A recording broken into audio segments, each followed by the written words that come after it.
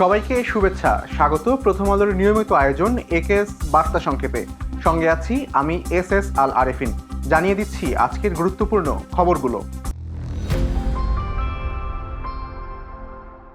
রাজধানীর মতিঝিলের শাপলা চত্বরে হেফাজতে ইসলামের সমাবেশ ঘিরে সংগঠিত হত্যাকাণ্ডের ঘটনায় করা মানবতা বিরোধী অপরাধের মামলায় সাবেক মন্ত্রী দীপু মনি, ৭১ টিভির সাবেক ব্যবস্থাপনা পরিচালক মোজাম্মেল হক বাবু ও ৭১ টিভির সাবেক প্রধান প্রতিবেদক ফারজানা রূপাকে গ্রেপ্তার দেখানো হয়েছে। বৃহস্পতিবার আন্তর্জাতিক অপরাধ ট্রাইব্যুনাল ১ তাদের এই মামলায় গ্রেপ্তার দেখান। ৭ জুন পরবর্তী শুনানির দিন ধার্য করা হয়েছে। এই ৩ আসামিকে ট্রাইব্যুনালে হাজির করা হলে এই মামলায় তাদের গ্রেপ্তার দেখানো হয়। এদিকে দুর্নীতি দমন কমিশনের করা মামলায় সাংবাদিক আনিস আলমগীরের জামিন আবেদন মঞ্জুর করেছেন আদালত।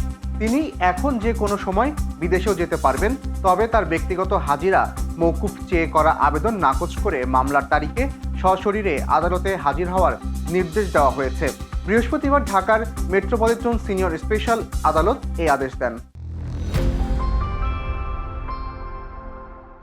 জুলাই অভ্যুত্থান চলাকালে কুষ্টিয়ায় ৬ ছাত্রকে হত্যাসহ ৮ অভিযোগে করা মানবতা বিরোধী অপরাধে জাসদ সভাপতি হাসানুল হক ইনুর মামলায় পাল্টাপাল্টি যুক্তি খণ্ডন শেষ হয়েছে।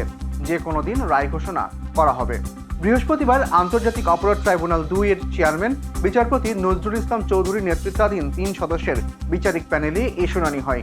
যুক্তি খণ্ডন শেষে রায়ের জন্য নির্দিষ্ট কোনো দিন ধার্য করেননি ট্রাইব্যুনাল, ফলে যে কোনো দিন এই মামলার রায় ঘোষণা হবে।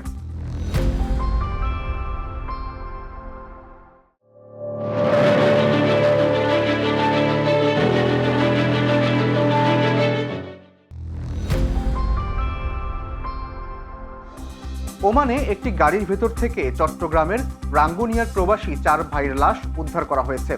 বুধবার রাতে দেশটির মুলাদ্দাহ এলাকা থেকে তাদের লাশ উদ্ধার করা হয়। নিহতরা হলেন মোহাম্মদ রাশেদ, মোহাম্মদ শাহেদ, মোহাম্মদ সিরাজ ও মোহাম্মদ শহীদ। নিহতদের পরিবার জানিয়েছে, ভাইদের মধ্যে ২ জনের শুক্রবার দেশে ফেরার কথা ছিল, তাই ৪ ভাই একটি গাড়ি নিয়ে একসঙ্গে কেনাকাটার উদ্দেশ্যে বের হন।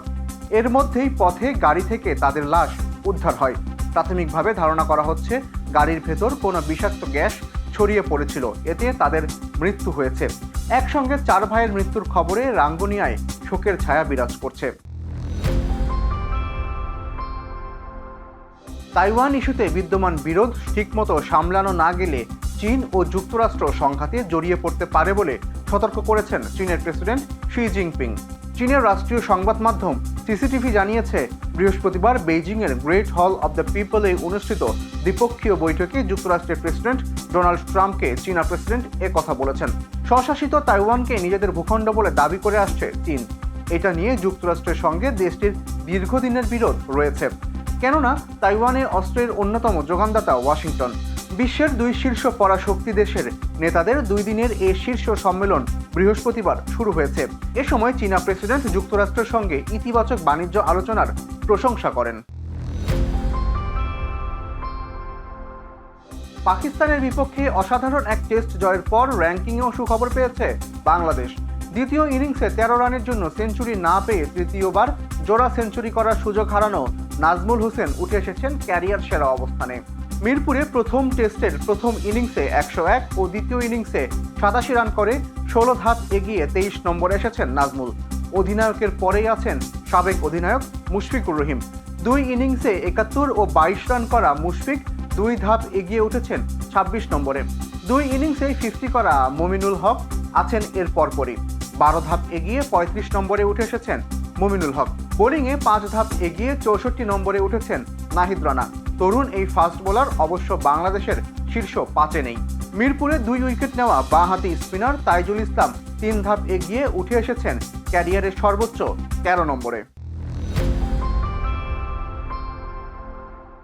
শেষ করছি আজকের একেএস বার্তা সংক্ষেপ। প্রথম আলোর প্রতিদিনের এই আয়োজন দেখুন প্রথমআলো.com সহ আমাদের ইউটিউব চ্যানেল ও ফেসবুক পেজে। ধন্যবাদ এতক্ষণ সঙ্গে থাকার জন্য।